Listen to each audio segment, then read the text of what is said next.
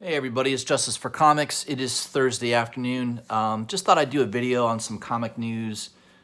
Nothing major, just thought I'd highlight a few things that I thought were interesting. I look on usually Bleeding Cool and CBR for some news that might be worth looking at, taking a look at a few things. Some things are controversial, some things are just basic, here's the books that are coming out, here's a special cover, that kind of thing. So first item I wanted to look at was the main article on CBR is, I guess, this Joker movie that's coming out in October. I don't know who's creating the backlash, but they're basically saying people are worried that it could inspire real violence. Basically, the Joker is a disenfranchised, poverty-stricken person that becomes labeled an incel. I guess I've never heard this term. I don't get out much anymore. But incel is a term for somebody who's misogynistic and basically is not finding a sexual partner, and they end up bottling up all this anger and frustration until one day they lash out, and in some cases, in a violent way. They give an example of a gentleman by the name of, well, I'm not going to say gentleman, a criminal named Elliot Rodger, who in 2014 murdered 6 people and injured 14 others at the University of Southern California before killing himself. And apparently he was an incel. So, I mean, it's just a movie, people. The Joker is a disturbed individual, always has been. He's pretty much criminally insane. So I don't know why they're... in the old days, crazy was just crazy. Now you can't just say, hey, somebody's mental or crazy. You've got to have a label. It's got to be well-defined. I don't know. I want to go back to the good old days when, we just had crazy people out there. And once in a while, a crazy person snaps and they inflict damage to as many people as they can. I mean, you're never going to stop that. And by the way, for all you people that think guns are the problem, it's not the problem. Now, I'm in agreement. If you've got a criminal past, you have a history of mental illness, there is no way in hell you should have access to any type of weapon that fires more than 6 bullets, or a basic weapon for home defense. These AR-15s that shoot 30 rounds, in a couple seconds, no. That should not be available, especially to people that have showing any signs of mental instability. Problem is, who do you put in charge of making those decisions, right? I guess you're gonna put local judges, circuit court judges, in charge of making those decisions. And if a judge doesn't like a particular person, they could, it's kind of putting a lot of power in a few people's hands, right? So that's the problem, a lot of people have with the gun laws being changed and all that. I don't ever try to get political on my channel, and I'm not a political person. I don't really get involved in politics too much, but I don't want them getting into my movies and my comic books. I think it's fine to have opinions, and everybody has them, obviously, and to have opinions about mental illness, gun control, all that stuff, that's fine. But I don't really want those opinions being kind of extrapolated in movies. The director, in my opinion, wasn't trying to incite violence by making this movie. Give me a break. It's a movie about a major criminal character in the mythos of Batman. That's all it is. And it's a good take. It's well acted. I think it's going to be a huge, huge hit at the movie theaters. And to say that it's going to be responsible for inciting violence or somebody. Yeah, that's just no. You cannot. You don't get to cop out of that. If someone goes nuts and kills people, the blame is not on a movie. It's not on a video game. No, it's not on a weapon. It's the person. It's the person that pulls the trigger. It's the person that snaps. I don't know what we're doing as society. We're just, I guess, well, I mean, it's the society we live in these days. No one wants to accept personal responsibility for anything.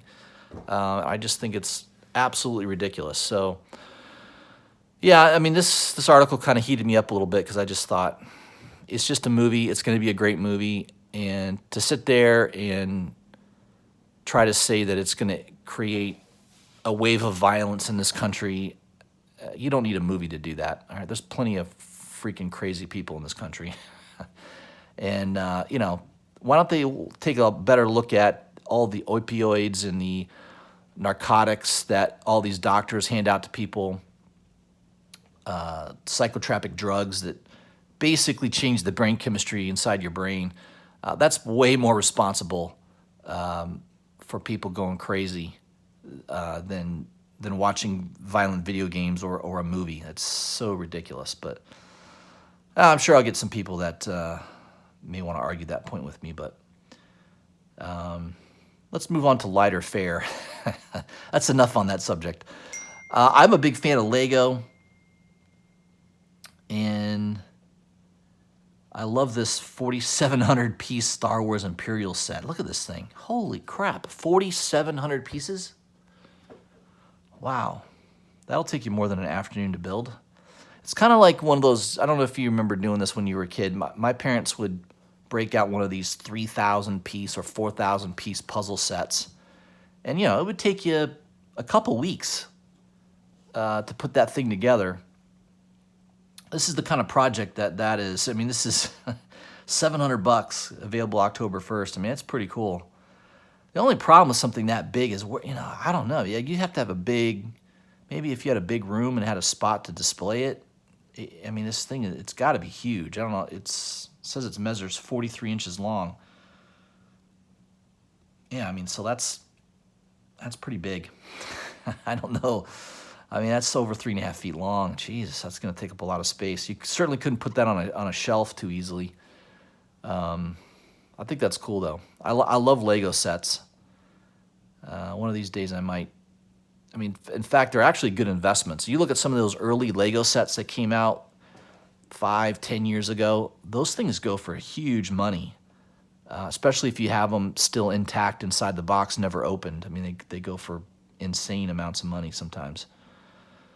So I thought that was interesting. What else? I think Bleeding Cool had a couple things that looked interesting. What was it here?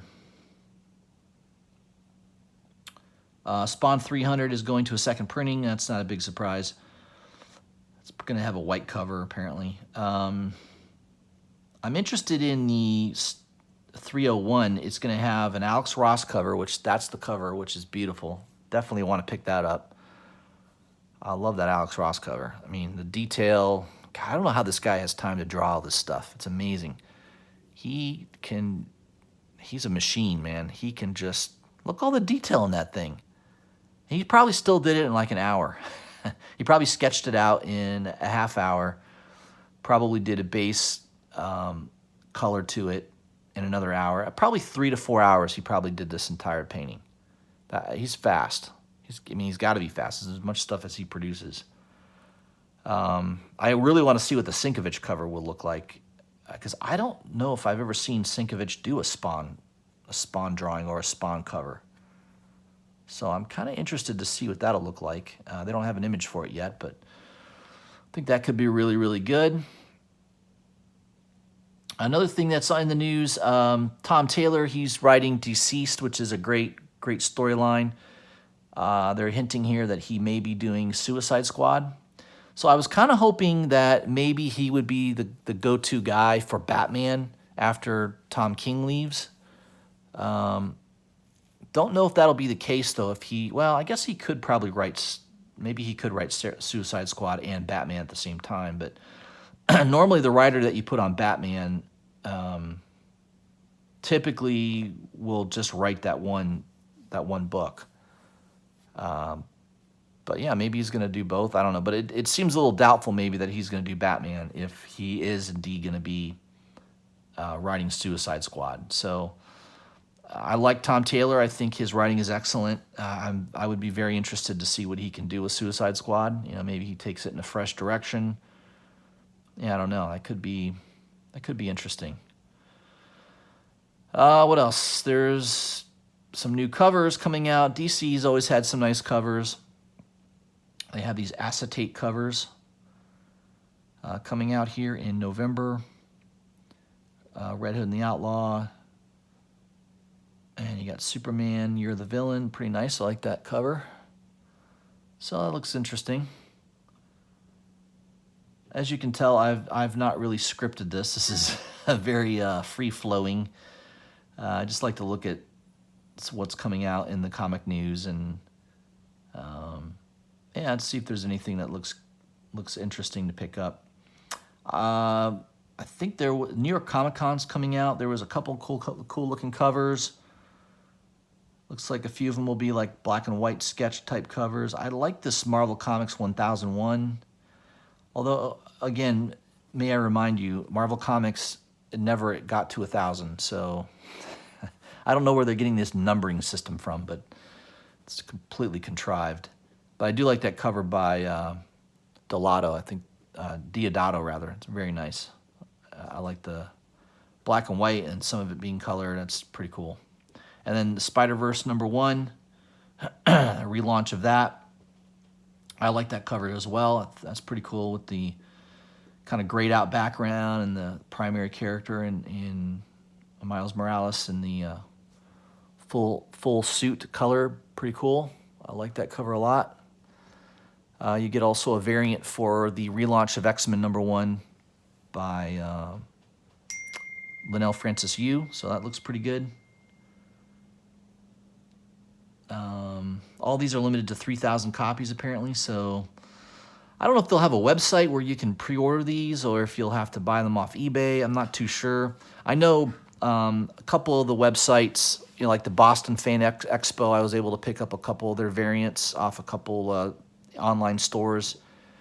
You were able to get some deals there, but I'll have to look into it. But it looks like we've got a little bit of time here. This comes, I think the show is in, what is it, in October, I think?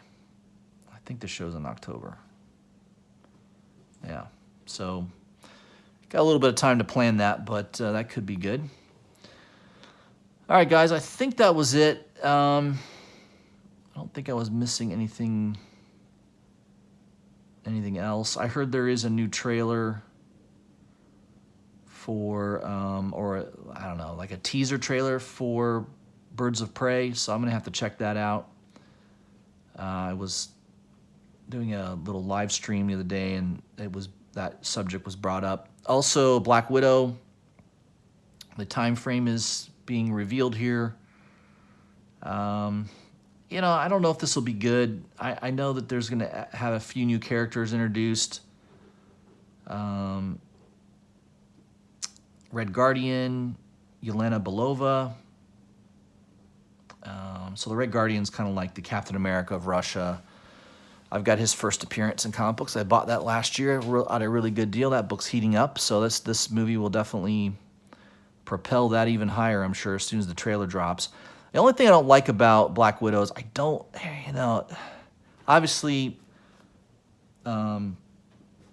what's her name that plays, I can't think of her name. Scarlett Johansson, yeah, there we go.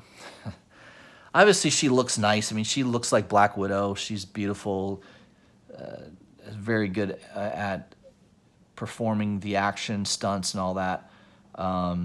She just doesn't have the accent. Her acting's okay. I'm not real impressed with her acting as Black Widow. We were talking about this the other night on the live stream, and somebody had mentioned in the chat that they thought that Mila Kunis would be a better choice. And Mila Kunis is actually Czechoslovakian and speaks full Russian. So I was like, yeah, I mean, if she could pull off, if she could have pulled off the accent, that That would have been cool. But I think the only problem is Mila Kunis is like 4'11". I mean, she's really small. I know you can kind of. I mean, look at Tom Cruise. He's like 5'9". They make him look like he's a normal guy, but he's way smaller than everybody else. So they shoot him at certain angles and they edit him to look a little bit bigger. So you could probably get away with doing that with Mila Kunis, but yeah, physically, Scarlett Johansson definitely plays the part pretty well of Black Widow, but I don't like her accent and her acting. I think her acting is a little mediocre, and she definitely does not have the Black Widow accent that you would expect being raised in Russia. So that's my only critique on that. Otherwise, I think it could be a good movie. We'll see. I don't like to prejudge things. You know, I don't even like to judge a movie even after seeing the trailer, because I've seen trailers that were really, really good and the movie sucked. And I've seen trailers where the trailer wasn't that great and the movie was fantastic. So, yeah, we'll see. I like to reserve my judgment until I actually see the entire movie, and then I'll give you my honest review and critique of that. So that's it. Just a little bit of information. Little things in the news. I know I went on a little bit of a rant there. Hope you guys will allow me to do that. I appreciate everybody's support of my channel. If you guys haven't already, please subscribe to my channel. Hit the bell for notifications. And also leave a comment. Let me know what you think. What do you think of some of the things I discussed here? I'd like to get your opinion. Hey, maybe I'm way off base in my opinion. I'm willing to be wrong, no problem. Yeah, let me know what you guys think. And look for my video tomorrow. I'll have the CBSI Hot 10 list out tomorrow. And also, usually I get the cover price email usually Thursday evening. So probably tomorrow I might have that video out as well, highlighting the top 20 books that are moving. Cover price analyzes that on eBay and other sites to kind of give you an idea of what books are on the move. So I'll probably do a video on that if that comes out. So look for those two videos tomorrow. Hope you guys have a great day, and I'll see you tomorrow. Thanks.